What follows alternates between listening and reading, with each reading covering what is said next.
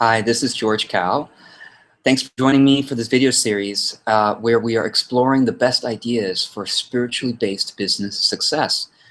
Last time I started this discussion about mindful marketing, and in the last video the focus was on all the things that are happening within marketing, especially solopreneur marketing, service provider, life coaches, business coaches, healers, all the marketing that's happened online for these service providers, that is not mindful. It's not according to what their conscience and what their spirit is asking them to do. But they're doing it because it makes money. And remember, we talked about how just because something makes money doesn't make it worth doing. And we forget that so often because we're desperate. And that's actually the first thing I want to talk about today. So let me just give you an overview of what we're going to talk about in this video.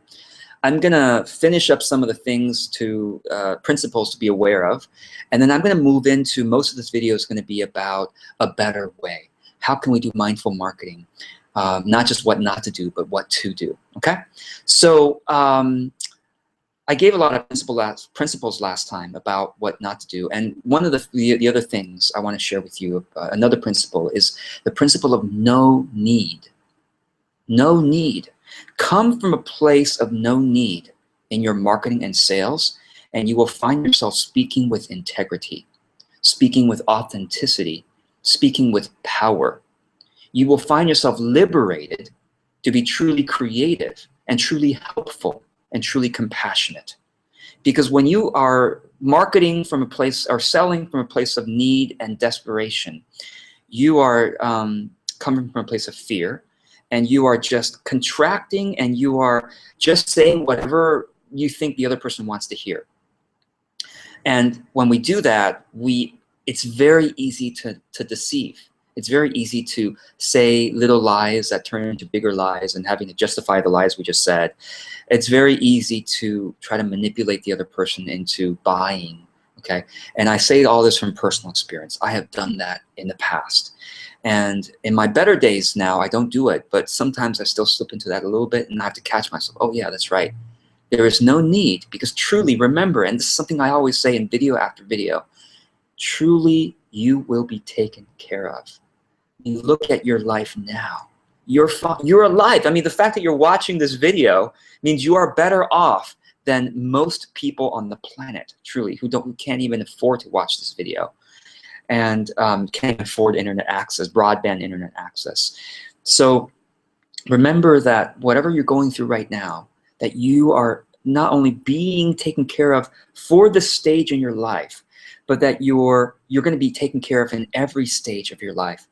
Somehow the divine source will take care of you either through other people, family, friends, or through customers and clients, or through your own. You will be inspired and motivated and have creative ideas to do things that will allow yourself to be taken care of. But you will be taken care of. And know also that the destiny of your consciousness, the destiny of your soul, is perfect love, perfect understanding, perfect knowledge of what this is all about. And you will be in a field of love, and perfect creativity and perfect power. That's the destiny of your soul. And if you don't know why I'm saying all this, you can go back to one of the videos where I talked about what is spirituality and sort of my beliefs about the after, not just my beliefs, but my research into the afterlife and all my best research thus far. So the bringing all that, remember, we're talking about spiritually based business success. So bringing the spiritual truths, when I say spiritual truths, I really mean the truths about life, the truths about the reality. Bring that into the consciousness of our business means there is no need. We don't need to manipulate or deceive or hype into selling. Come instead from a place of service. How can I truly help you? Whether or not you buy my thing. And in fact, if I know of another thing that's better than mine, I truly believe that something else is better for you than my service, I'm going to tell you about this other service, even if I make nothing, no commissions from endorsing you for this other service. In fact, I prefer making no commissions from endorsing another service, because then I know I'm coming from a true place of service, rather than, oh, there's something in me there's something for me too if I endorse this service versus all the other possible services. So no need. Okay, another principle is to be, well, this is similar. Beware of trying to force someone to buy.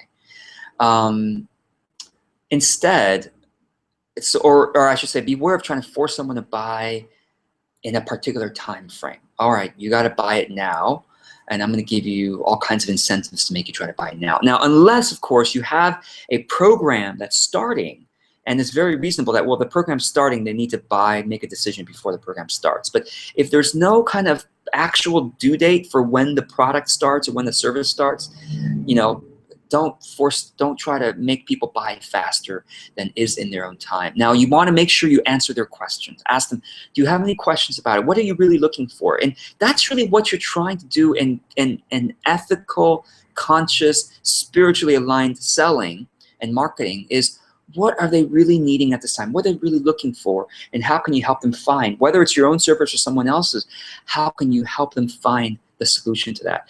Because if you help them find the solution to that, you're doing the right thing, and your conscience says yes, and you're doing the right thing, period. And that should be enough reason. But if you want a worldly success reason why to do this, well, it's because they're going to trust you more, and they're much more likely to refer people to you, like, this is a person who I can trust. They're going to likely refer people to you, and they're going to be grateful to you. Okay, so they're going to be much more likely to maybe buy from you in the future or refer people to you. So do what's right for the customer's long-term good. That's another principle, which is this. A lot of clients and customers and consumers often spend money on what's not in their best interest. Junk food is one example. People love buying junk food. Why? Because it tastes good, even though it's not in the long-term interest. And the snack and junk food companies know this, and they still keep marketing it and trying to get people addicted and hooked on it, because guess what? It makes them money.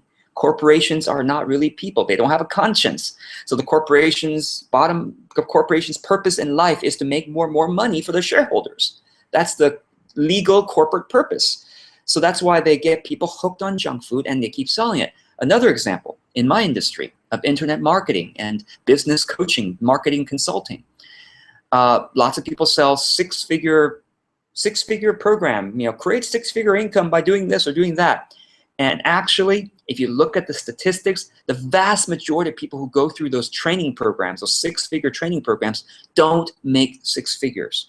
The program does not help them get there, but they don't want to tell you that. They know that if they tell you, hey, six-figure this or seven-figure this, seven-figure sales formula or whatever, if they tell you that you're much more likely to buy.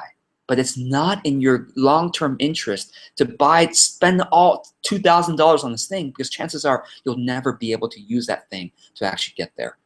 So do what's in the customer's long-term interest. Sell them what they really need, and not just what is their surface. So I don't say six figures, seven figures. I don't say that, because I don't want to sell people into thinking that that's what absolutely is going to happen, right? Let's now go into a better way. And as a reminder, as we go into a better way of doing things, remember the principle of gentleness. Remember the virtue and principle of gentleness. Now I'm going to use the word God. You can replace that with higher power or the universe or life. Is gentle with you. Sometimes it doesn't seem like that. The things that happen to us are so dramatic and traumatic sometimes. But the preferred method is to be gentle.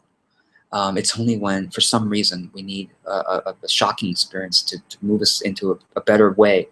But the preferred method is to be gentle. I mean, if you look at nature's changes very, very slowly over time. So it's okay to be gentle with yourself. Don't feel like you have to overnight quit your way of marketing and take on everything I'm saying. Encourage you to be gentle with yourself, and just learn these things, because it will help your subconscious mind start brainstorming a better way of doing it in your own business. That's why the benefit of learning all this stuff. But in the actual implementation, it's okay if you don't implement it all at once. Just be gentle with yourself, okay? Implement it bit by bit if it's better for you. And also, don't judge those other people who aren't implementing the stuff I'm saying. Be gentle with them too, right? So, okay, let's talk about a better way. How do we do mindful marketing in a better way? A couple of ways, principles of doing it. Number one, focus on matching. What I mean by matching is do what you love that the market needs that gets results. Okay, do what you love that the market needs that gets results for them. And if you share the stories of those results in your marketing, the money will follow. That's what I mean by matching. Matching what you love to do, what you naturally want to get better at. See, what you love to do is something you naturally want to become, you'll naturally do more of. And if you naturally do more of, you'll become excellent at it. And if you become excellent at it, then you can actually create results for your clients. So do what you love that the market needs and wants, I should say. Well, let's just say, do what you love that the market needs. What the market needs is you're looking at what people are buying out there. And why are they buying it? What's the underlying motive that they're buying it? Okay? What problems in their life are coming up that they're buying these solutions? Okay? All right. Now, what they are buying is what they want, right? What they want. If in your modality or in your process of helping people, you can help them achieve what they want as well as what they truly need, your marketing will be much more effective. So that's what I call results. Results that both you are proud of and that the customer, cares about. Okay? Do what you love that the market needs that get results that you are happy with and that your customer is also happy with. And in your marketing is basically telling those stories of those results, and the money will follow. So in a nutshell, that's what matching is, okay? Secondly, your service. Now, this is a little bit redundant perhaps to what I just said, but a better way of mindful marketing is to know that most of the time you spend working on your business, hopefully it's not marketing. Hopefully most of the time spent in your business is improving your service. Now, there is I'll tell you a quick story. You probably have heard of Tesla Motors. Tesla Motors is one of probably the most famous car company in the world in terms of creating electric cars. Famous for building electric cars. And an interesting fact is that Tesla Motors has no advertising.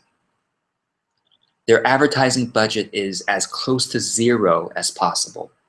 This is compared to their competitors, Nissan, Toyota, other companies that make electric cars also. Those companies spend tens of millions of dollars a year. Tens of millions of dollars a year on advertising, whereas Tesla spends almost nothing. Tesla instead focuses its energy and its money on building excellent products and then having those products be promoted through word of mouth. Yes, they will, contact journalists and have those journalists drive a Tesla car so that those journalists can write about it. But it's about the product, not about the flashy marketing, spending all this money buying Super Bowl ads or whatnot. Okay, they do it by having influential people, influencers, try out their cars. Okay, and then write about it. Give us an honest review about it. The founder of Tesla Motors says that too many businesses spend money and energy on the wrong activities. And this is a quote from him. Are those efforts resulting in a better product or service? If they are not, stop those efforts. Isn't that great? So are your business efforts resulting in a better product or service, or are you just trying to do copywriting and graphic design and making your, affiliate promotions and spending a lot of this time in your marketing rather than improving your service? And this may sound harsh for me to say this, but you are working on a lie. You are working on a lie, and so many people are, and I did myself as well. And whenever I find myself spending a lot of time marketing, I'm like, wait a second, this time should be spent on how I can improve my client experience, right? Because if I do that, If I'm creating results that I'm happy with and the clients are happy with, and if I tell those stories in my marketing should just be about telling those stories, then of course I'm going to have more than enough clients. And that's what the ethical and successful marketers do. So service is the second, you know, and in your service, as you are serving your clients, be sure you are gathering stories of results, gathering the case studies about their transformation. So the more before and after stories you have, meaning before my client worked with me, she was experiencing this pain or problem, or she was yearning for this dream or goal. And then she worked with me and used my method, and I helped her with this, and now her results are this. She is now free of that pain or goal, or at least free most of the time from that pain or goal, or that pain or problem, and she has achieved this particular goal. Make sense? So in your service, and this may be in your client call checklist. I hope you have one. If you work with clients, have a checklist that you kind of look at immediately after each client call. And one of the checklist questions is, are there any stories I can report from this session? Right? And in your sessions, ask them, hey, any celebrations? I always start my client sessions with, what can we celebrate today? So, all right, let's go on to the third principle about how to do it right is mindful enrollment. And again, I'm a little bit redundant on each of these points, but I'm hopefully driving the point home, which a mindful enrollment is to tell the stories of transformation about your service and product. But how do you do it? What are the ways of doing it? Creating a referral network, going through your clients for referrals, and mindful social media. Okay, so let's talk a little bit about each one. So referral network is to connect with others in your industry, other service providers, especially service providers who provide service to a similar audience as you do, a similar client audience as you do, except they don't do exactly what you do, okay? So for example, a plumber would network with an electrician. Plumber and electrician, they don't do exactly the same thing, but they serve the same audience. Another example, a health coach would network with a relationship coach. They both help people with their personal development, but you know, they talk about different things, right? Or in my field, in my business, you know, my field, I would maybe I would network with someone who specifically helps people in their team building, okay? Building their team. I don't really help people with that, but I help people with more other marketing things. So network, create a referral network yourself, okay? And this is basically connecting through LinkedIn or Facebook or just through your own phone book or email address book. Think about, imagine if you had 24 people, again, slightly different things they do for the same audience that you serve, 24 different people who you talk with once a year, and this is just one phone call every other week with someone in your referral network. So 24 people, and you talk to each of those 24 people once a year, okay? So you're talking with someone once every other week. And in that conversation, you're updating each other on the stories of the results and transformations you've been creating for your clients in the past, since last time you talked, so that they have a clear idea. Oh, okay, so that's what you do for people. So now I know.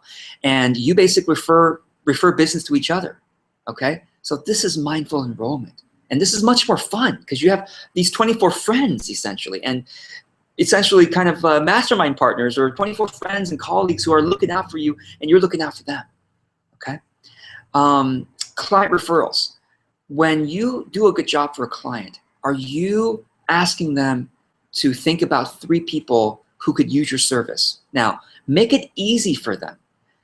Send them an email that they could then send on to those 3 people. And then that email should be bullet points of what you do for people and maybe a quick testimonial or 2 about your service. Say, hey, you know, if you really like what I did, I would love for you to send this email to 3 people that you know are looking for this thing. And if you can't think of 3, that's okay too.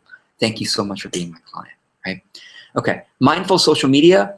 So when I say mindful social media, I mean don't be bombarding your social media. Your Facebook friends don't want to be hearing about how great your business is and all the time. Okay, so mindful social media means most of the time be a resource for your audience.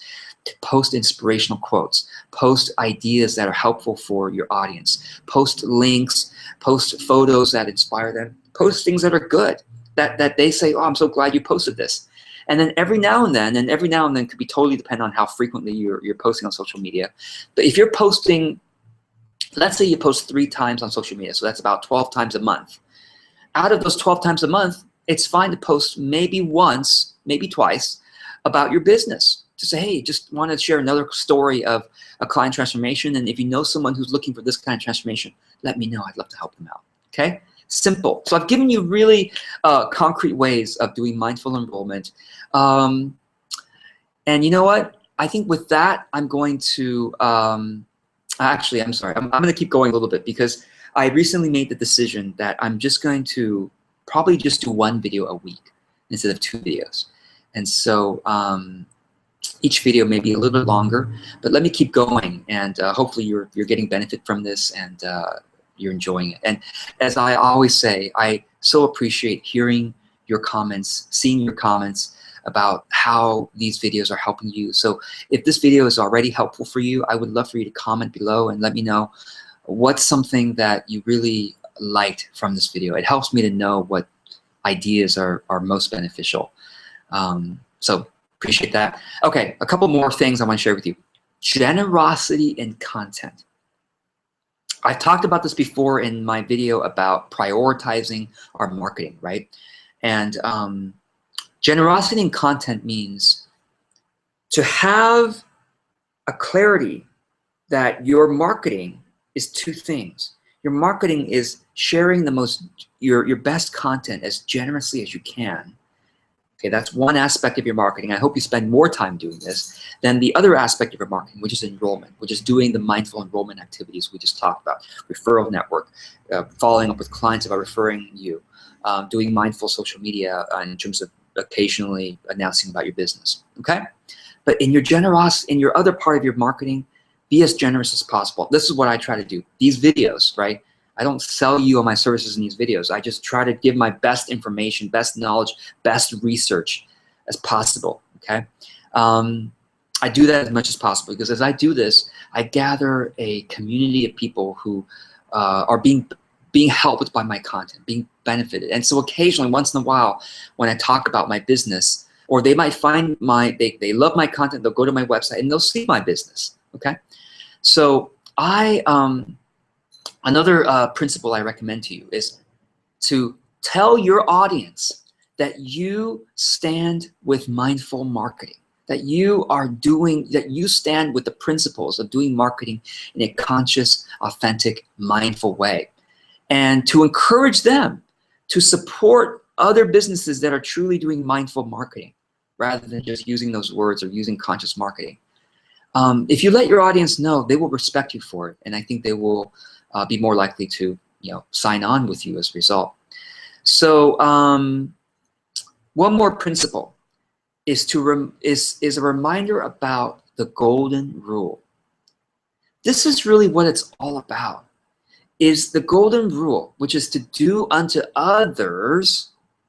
Last video we were really talking about don't do unto others what you don't want done to you, right? Don't do all these different things in marketing that's being done today. Today, we're talking about doing unto others what you would want them to do to you. And referral network is an idea. Client referrals is an idea. You would want, if you hired someone and they did a great job for you, you would want them to give you a simple way to then refer other people to them, right? So doing unto others. And also in social media, you prefer to see content that's helpful and not just someone talking about their business all the time. So do unto others. Sometimes I call this golden rule marketing. Golden rule marketing, right? In fact, that's a nice phrase that maybe I should start using that. Look at the marketing you respect and trust and emulate that. Okay, look at the marketing you respect and trust and look at what is this about their marketing that you really like and emulate that. The things and try to take a moment and be meditative, be mindful as you look at someone's marketing that you like, and just make sure that they're not appealing to your baser instincts. They're not appealing to your fear, your greed. They're not trying to hype you up so that you buy. That's not the kind of thing we want to emulate. So remember that you too are a consumer that can be easily deceived, easily manipulated, easily hyped. All of us are. We're human beings, okay? We have hot buttons. We have trigger points, right, within us. So also, same thing about emails. As you receive emails, email newsletters, mass emails, look at the ones that you actually read. Look at the ones you respect. And emulate their style. Emulate what you respect about them in your own emails, okay? And also look at the marketing you don't respect and trust, and try to describe why is it that you don't trust that marketing, so that you are be aware to not do it. An idea that I like to talk about sometimes is the Kantian imperative. Kant, Immanuel Kant, a famous philosopher, he said, not in so many words, but basically, is what I'm about to do an activity that I wish everyone in my position would do? Is this marketing tactic I'm about to use, do I wish everyone who does the same thing that I do use this marketing tactic? Or do I wish that only I used it, because then I get an advantage and nobody else should get this advantage? Because when that happens, we are going into a dark and deceptive place. But when we say, you know what, I'm being generous in my marketing, I'm being generous in sharing my content, and yes, I wish that all business and marketing coaches would be as generous as me, then I'm following the Kantian imperative. And it's something it's essentially the golden rule said in a different way. And another way of saying all this, from our beloved Gandhi, right? One of the folks I like to quote, is to be the change you wish to see. What do you want other people doing in your industry? Be that. Don't just talk about it. Be that. Okay?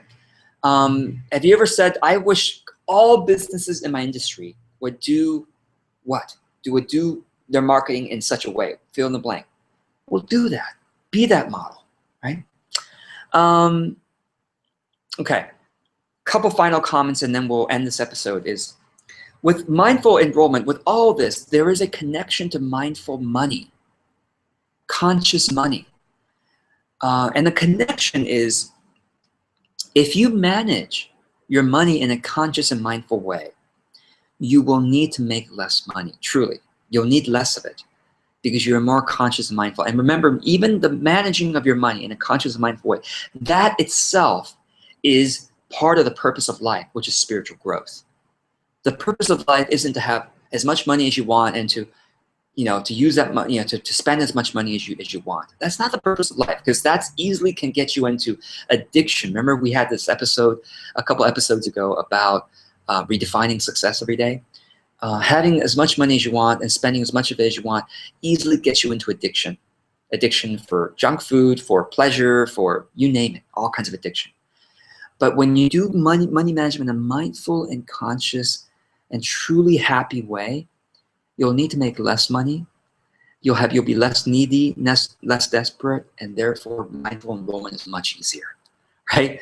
So I recommend to you my resource on mindful money, which is called Conscious Money Flow.